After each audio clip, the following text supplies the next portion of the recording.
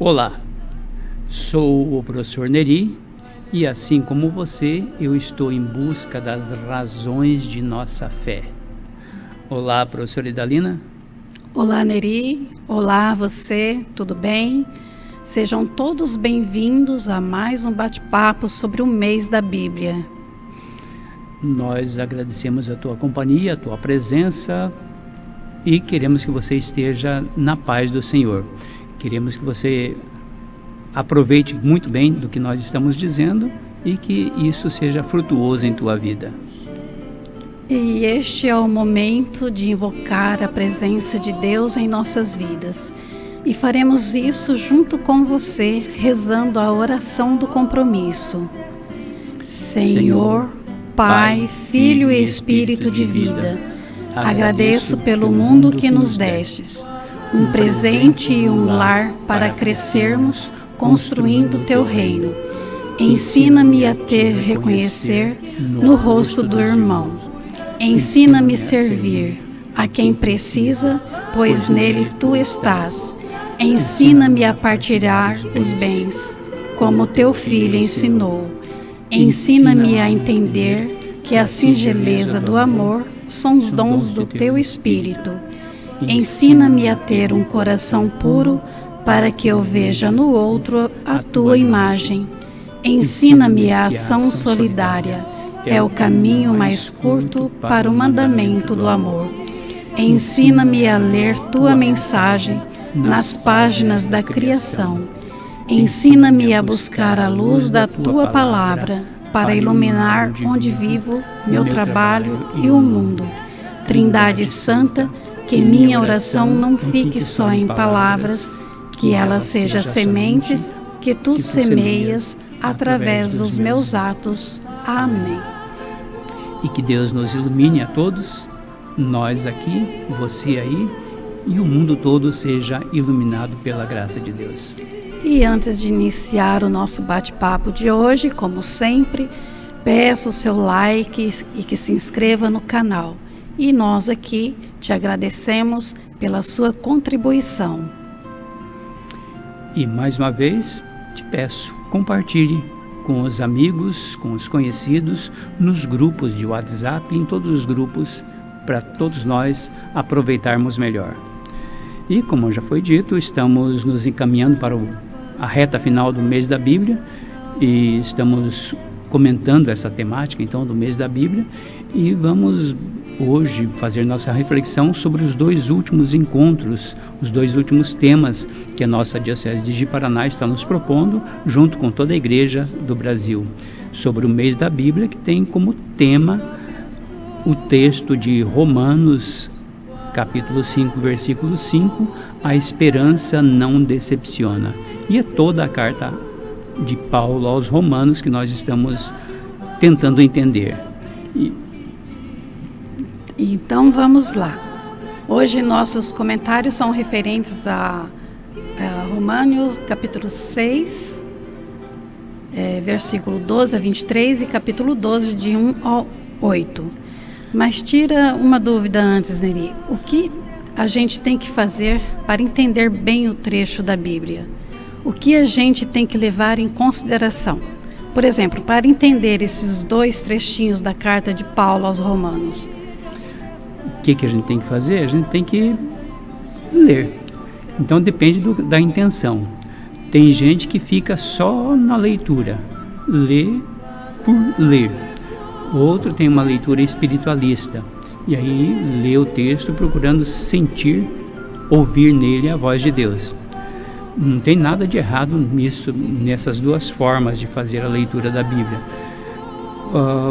Tem um risco apenas de ficar numa leitura intimista, só espiritualista ou fundamentalista. O que significa todos esses ista? É que se a gente fica numa leitura fundamentalista, a gente vai querer levar tudo ao pé da letra. E a Bíblia é um texto simbólico, então a gente tem que entender o símbolo, o que Deus falou através daquelas palavras e o que está escondido atrás daquelas palavras, para não ficar tudo ao pé da letra. E para dar um pouco mais seguro nisso, podemos dizer que o texto da Bíblia se explica pelo contexto onde ele está inserido. É mais ou menos isso. Como assim? O que isso significa? Assim? O que realmente você quer dizer que o texto se explica pelo contexto? Pessoal de casa entender melhor. Vamos tentar dizer um pouco melhor. O texto, todos nós sabemos, é aquilo que está lá na Bíblia. Então a gente tem que ter presente que, primeiro, o contexto maior em que o texto está inserido. Nós estamos vendo aqui o trecho de capítulo 12, por exemplo, da carta aos Romanos. O que tem antes e o que tem depois desse texto do capítulo 12, desse trechinho do capítulo 12. Então, em qual contexto está esse capítulo 12? O contexto também da comunidade para a qual o texto foi escrito. A comunidade que recebeu o texto e a comunidade, o contexto do autor. Então, o contexto maior, onde o texto está inserido dentro da Bíblia, o contexto da comunidade que recebeu, o contexto do autor e, principalmente, o contexto nosso, o nosso contexto atual. Por que isso? Porque Deus nos fala hoje. Só que a gente precisa olhar lá onde foi escrito para sabermos o que Ele está nos dizendo hoje, justamente para não pegar ao pé da letra. Então Deus tem sempre uma proposta para nós, para a nossa vida. Por quê? Porque a Bíblia é uma palavra atual, é uma palavra que foi escrita há mais de 2000 anos, mas é uma palavra para nós hoje do século 21. E sempre serão os nossos olhos que vão olhar para o texto da Bíblia. Quando eu digo nossos olhos, estou falando da nossa realidade, onde eu estou com os meus problemas, minhas alegrias. Então é a nossa situação que vai olhar para o texto.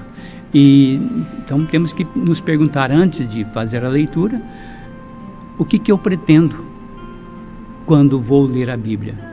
O que quero com essa minha leitura? E com essa pergunta, então, vamos fazer a leitura e, terminada a leitura, vamos nos indagar, nos perguntar o que nós sabemos sobre essa comunidade para a qual o texto foi escrito. O que sabemos sobre essa comunidade que recebeu essa mensagem de Deus? No caso, a gente está falando da carta de Paulo aos Romanos, né? O que o apóstolo quis dizer? Quais eram os problemas que ele estava enfrentando e que a comunidade estava enfrentando? Quais as soluções que o texto apresenta para esses problemas? Que o texto, quando ele é proposto, ele está para responder a uma questão. Então o texto está respondendo a essa questão. Quais os problemas, quais as questões que estão aí para serem respondidas? E sem esquecer que o que está escrito antes e depois daquele trechinho que a gente está lendo. Tem que levar isso em consideração. O que o apóstolo falou um pouquinho antes e um pouquinho depois daquele trechinho que a gente está lendo. E como que isso se relaciona com o antes e o depois. E como que isso se relaciona conosco hoje. Então devemos nos perguntar o que isso tem a ver com a nossa realidade pessoal, com a nossa realidade comunitária, com a nossa realidade social. E como isso se aplica à carta aos Romanos? E a esses dois trechinhos, né, que a igreja nos propõe a estudarmos nas duas últimas semanas do mês da Bíblia. O que Deus está querendo nos falar, né, a partir de Romanos, capítulo 6, 12 a 23? A gente pode entender isso quando a gente fizer a leitura.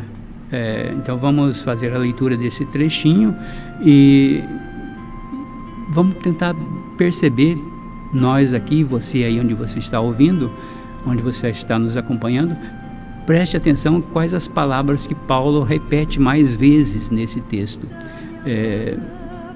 O que chama a tua atenção nessa leitura? Vamos então fazer a leitura de 6, 1 a 12. Que o pecado não reine mais no corpo mortal de vocês, submetendo-os às suas paixões. Não ofereçam os membros como instrumento de injustiça para o pecado, pelo contrário, ofereçam-se a Deus como pessoas vivas que voltaram dos mortos, e ofereçam os membros como um instrumento da justiça para Deus. Pois o pecado não os dominará nunca mais, porque vocês já não estão debaixo da lei, mas sob a graça. E daí? Devemos cometer pecados porque já não estamos debaixo da lei, mas sob a graça? De forma nenhuma. Vocês não sabem que, oferecendo-se a alguém como escravos para obedecer, vocês se tornam escravos daquele a quem obedecem, seja do pecado que leva à morte, seja da obediência que conduz à justiça? Damos graças a Deus, porque vocês eram escravos do pecado, mas obedeceram de coração ao ensinamento básico que lhes foi transmitido. Assim, livres do pecado, vocês se tornam escravos da justiça. Falo com palavras simples por causa da fraqueza de vocês. Assim como antes vocês puseram meus membros a serviço da imoralidade e da desordem, que conduzem à revolta contra Deus, agora ponham os seus membros a serviço da justiça para a santificação de vocês. Quando eram escravos do pecado, vocês eram livres em relação à justiça. Que frutos colheram então? Frutos de que agora se envergonham, pois o fim deles é a morte. Mas agora, livres do pecado e tornados escravos de Deus, vocês dão frutos que conduzem à santificação, e o fim deles é a vida eterna. Pois a morte é o salário do pecado, mas o dom gratuito de Deus é a vida eterna em Jesus Cristo, nosso Senhor. Vamos ver o que está dito nesse texto aí. Claro, de repente só ouvindo de longe não se possa ter muita clareza em alguma coisa, mas depois você pode pegar a tua Bíblia e fazer a leitura novamente. Mas quais as palavras que se repetem? Por exemplo, a palavra pecado aparece 10 vezes. A palavra escravo aparece 7 vezes. Então, isso indica algo que o autor do texto está querendo falar a nós. O que ele está querendo dizer com a palavra pecado, o que ele está querendo dizer com a palavra escravo. E também, feita essa leitura, então, a gente precisa lembrar o que nós sabemos sobre a Roma do tempo de Paulo. Então, o que nós sabemos? Que era uma cidade grande, era a sede do Império, e por isso, por ser a sede do Império, lá chegavam e saíam visitantes todos os dias, trazendo novidades, levando novidade, trazendo notícia, levando notícia. E nessa cidade de Roma, como em outras grandes cidades antigas, como nas nossas hoje, havia muitas crenças, muitos templos dedicados a várias divindades. Se a gente anda nas nossas cidades, aqui em Rolim de Moura, e aí onde você está, com certeza é a mesma coisa. Vários templos de várias igrejas. Nessa cidade de Roma tinha uma elite rica e uma multidão de gente de todas as classes, e principalmente uma multidão de escravos, de estrangeiros, de gente pobres que viviam nas periferias. E então a comunidade cristã lá em Roma era uma das tantas comunidades que tinham uma vivência religiosa como outras tantas. Isso tudo em relação a Roma. A gente tem que ter isso presente para entender o que o apóstolo está dizendo. E os cristãos, então, tinham que conviver com as várias crenças lá em Roma. A diferença entre as outras crenças, que a gente chama de pagãs, e o cristianismo, é que a proposta do cristianismo era de levar uma vida baseada na ética, baseada no bom relacionamento entre as pessoas. Era uma ética do bem, e acenava então para uma esperança para o depois da morte, que nem sempre havia essa crença numa vida após a morte nas outras crenças. O cristianismo, assim como o judaísmo, apresentam essa novidade. Tá certo, mas nesse contexto, o que Paulo propõe com a sua carta? Principalmente sabendo que ele não conhecia essa comunidade, né? De fato, ele não conhecia, mas ele tinha várias informações sobre essa comunidade. Várias pessoas dessa comunidade já tinham passado informações sobre a comunidade de Roma. E ele conhecia, então, várias pessoas da comunidade. Não lá em Roma, mas em outras localidades. E isso, o fato de ele conhecer a comunidade e as pessoas, tá transparente na carta. E como que ele tinha essas informações? Se era tão longe, né? E como que ele conseguia as informações? Exatamente, não tem como a gente saber. Não tem como a gente saber exatamente como que ele sabia dos problemas e da vida das pessoas dessa comunidade. Então não temos certeza sobre isso. Certeza empírica, certeza científica, como nós diríamos hoje. O que sabemos é que ele teve contato com várias pessoas dessa comunidade de Roma, com as quais ele se encontrou em outras regiões, em outras comunidades da Grécia e da Ásia. Por exemplo, lá no capítulo 16, que é o final da carta, ele menciona várias pessoas, tem uma lista de pessoas para as quais ele dirige a carta e para as quais ele faz saudações, e essas pessoas são mencionadas em outras cartas. Então isso mostra que ele, de alguma forma, essas pessoas que ele menciona na carta aos Romanos já são mencionadas em outras cartas. Então essas pessoas com certeza levaram a ele informações sobre Roma. Então falaram como que era a vida lá em Roma. E os problemas dessa comunidade aparecem no texto da carta. No trecho que a gente leu antes, aparecem alguns problemas. Quais os problemas que aparecem ali? A palavra pecado, sendo repetida várias vezes, indica que nessa comunidade havia uma prática pecaminosa, vamos dizer assim. O fato de, nessa comunidade, nesse texto, ele mencionar várias vezes a palavra escravo, mostra que essa era uma sociedade onde havia muitos escravos. Senão ele não precisaria usar essa palavra, usaria outras palavras para dizer o que ele estava querendo dizer. Então, 10 vezes a palavra escravo. Então, 10 vezes a palavra pecado. Uma sociedade pecaminosa. 6 vezes a palavra escravo. Era uma sociedade, um grupo, uma comunidade onde havia escravos. Claro que o escravo no mundo antigo era diferente da ideia que nós temos de escravo, do negro escravizado aqui no Brasil. Mas isso é assunto para outro momento. Mas havia escravos então lá em Roma. E com base em que a gente pode saber que são esses os problemas existentes lá? Com base no que está no texto, né, e no comportamento humano. Veja que Jesus, num outro contexto, fez a seguinte afirmação: a boca fala do que o coração está cheio.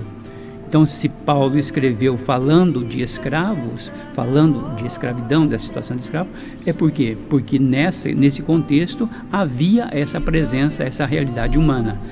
E quando nós conversamos, por exemplo, com uma pessoa que está passando por problema de saúde, o tema principal da conversa vai ser remédio, vai ser saúde, tratamento médico. Se a gente conversa com uma pessoa que vai se casar semana que vem, o tema da conversa vai ser sobre várias coisas, mas vai girar em torno de vestido da noiva, bolo de casamento, festa de casamento, enfim. Por quê? Porque o mundo humano, a realidade humana é assim, a gente fala aquilo que está no nosso contexto. Por isso é importante do contexto na leitura. Então, para saber quais eram os problemas, é só a gente ver então quais as palavras que ele repete. E assim, se a gente analisar as palavras, os assuntos que se repetem no texto, a gente vai ver quais então são os problemas. Veja no exemplo do versículo 17. Damos graças a Deus porque vocês eram escravos do pecado, mas obedeceram de coração ao ensinamento básico que lhes foi transmitido. Assim, livres do pecado, vocês se tornaram escravos da justiça.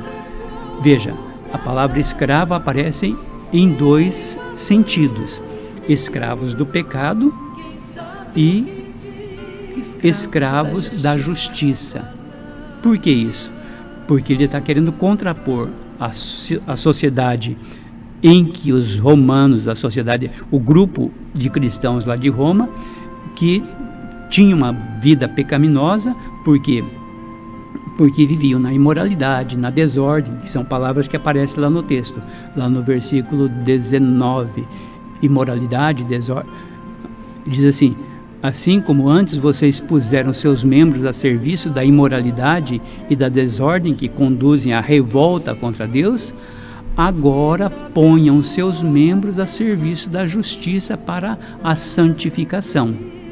Então, quais eram os pecados? Imoralidade e desordem.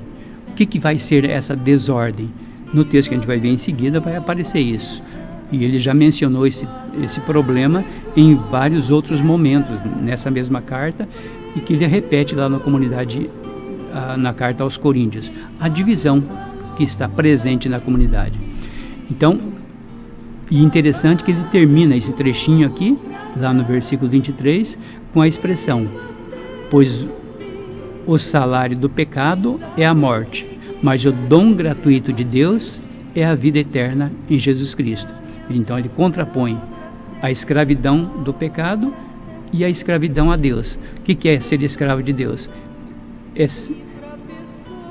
Ser escravo de Deus é ser livre para fazer o que Deus está propondo. Ser escravo do pecado é deixar-se conduzir para o reino da maldade.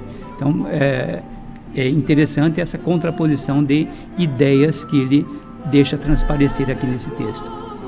Então, isso significa que a comunidade de Roma vivia às voltas com problemas da lei judaica, que era só cumprimento legalista e de ritos exteriores. Era uma comunidade que precisava se redimir de pecados.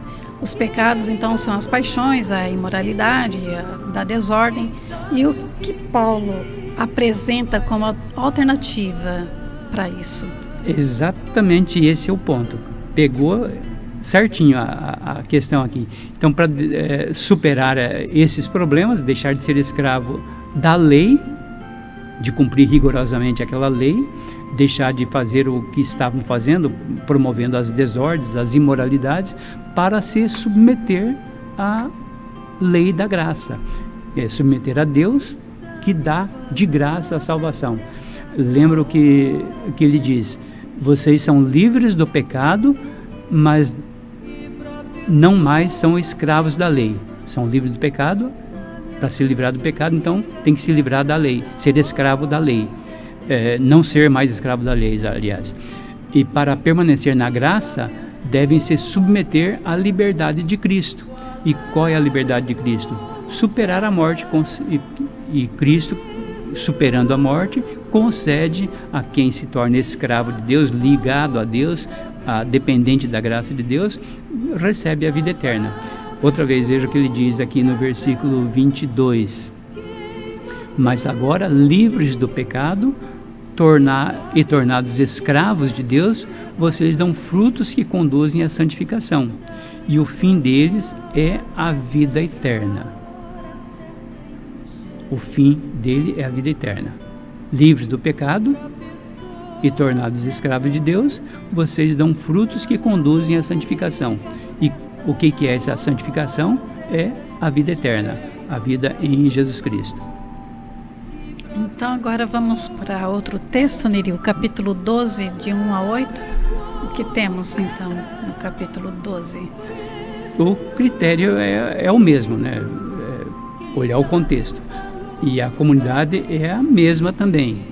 O autor também é o mesmo. Então, o ponto de esse contexto permanece. Quem é o autor? Paulo, um apóstolo apaixonado por Jesus Cristo, e que dirige a sua carta a uma comunidade com vários problemas de divisão, um querendo pisar no outro.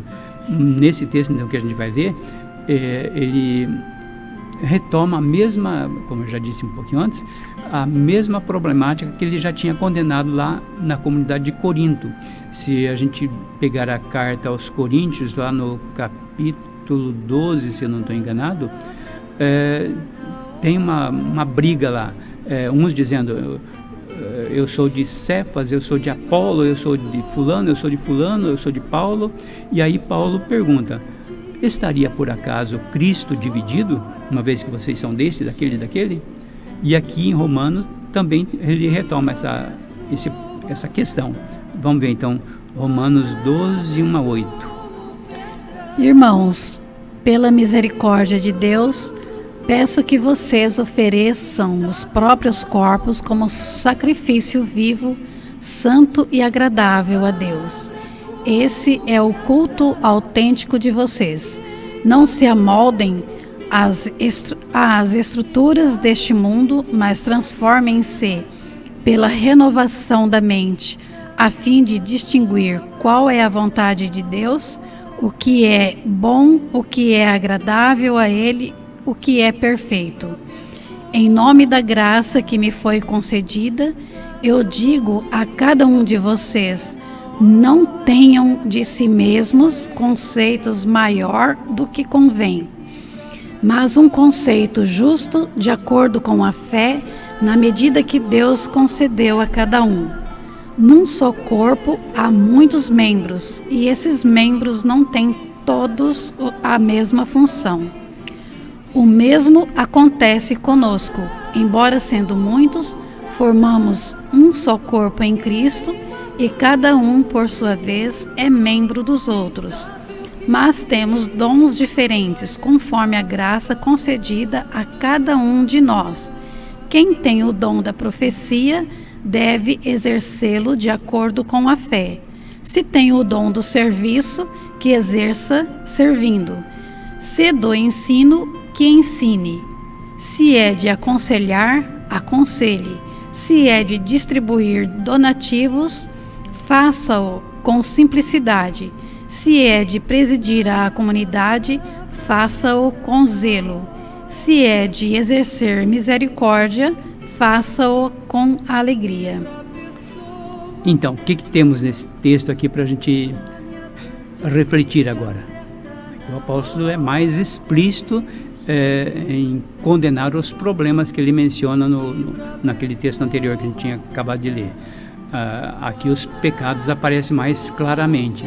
E, embora não explicite a situação de escravidão, deixa bem claro para nós que os atritos que existem na comunidade prejudicam a comunidade e demonstra que a comunidade ainda está escravizada pelo pecado. E é por isso que ele mostra então a importância de cada membro. Cada membro tem que exercer a função adequada para a qual ele é destinado. O mesmo que ele tinha falado lá, como disse na carta aos Coríntios, lá no capítulo 12.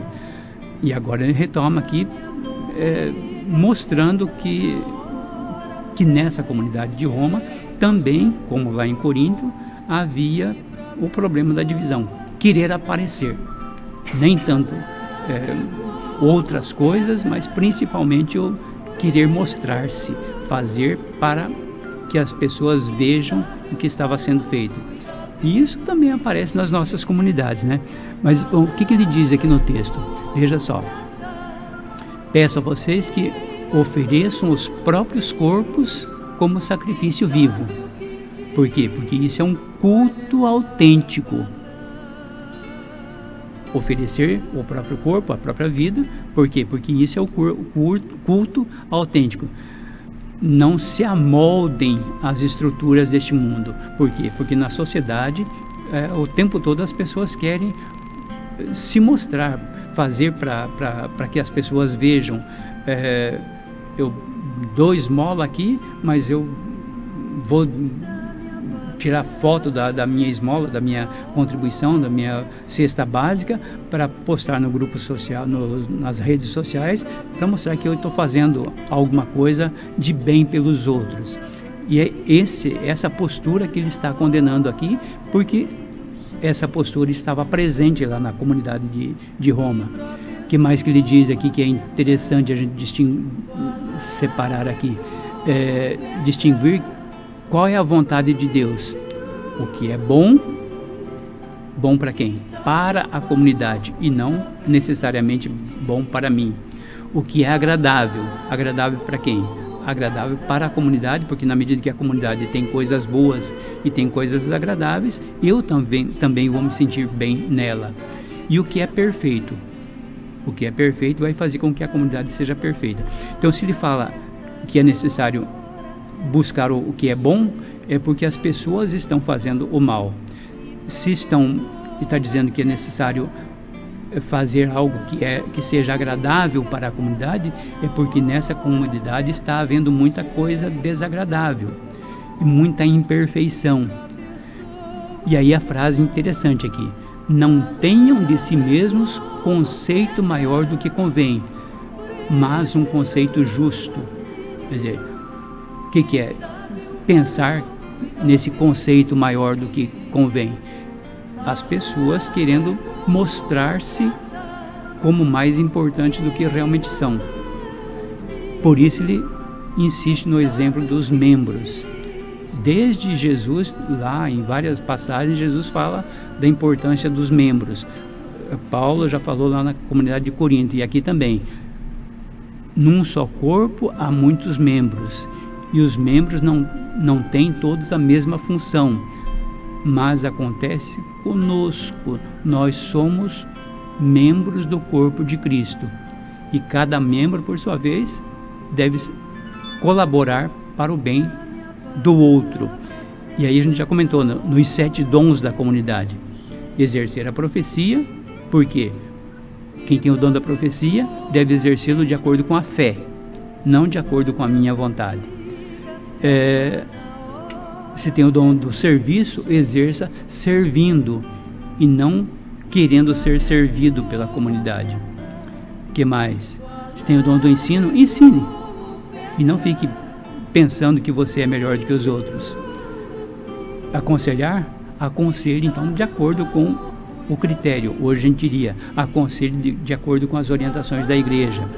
Se é de distribuir donativos, faça com simplicidade e não tirando fotos para mostrar nos grupos sociais. E assim por diante. Vai presidir a comunidade? Faça com zelo.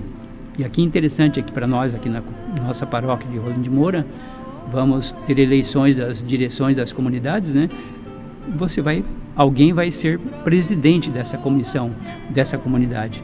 Presida com zelo, não querendo ser maior do que os outros. Exercer a misericórdia? Exerça a misericórdia e não que os outros tenham misericórdia de ti. Então, isso tudo está presente em nossa comunidade, nossas comunidades, né? E por isso a carta é atual. E o que ele ensina então? Se tem alguma coisa para fazer, faça bem e em favor das pessoas que estão nessa comunidade.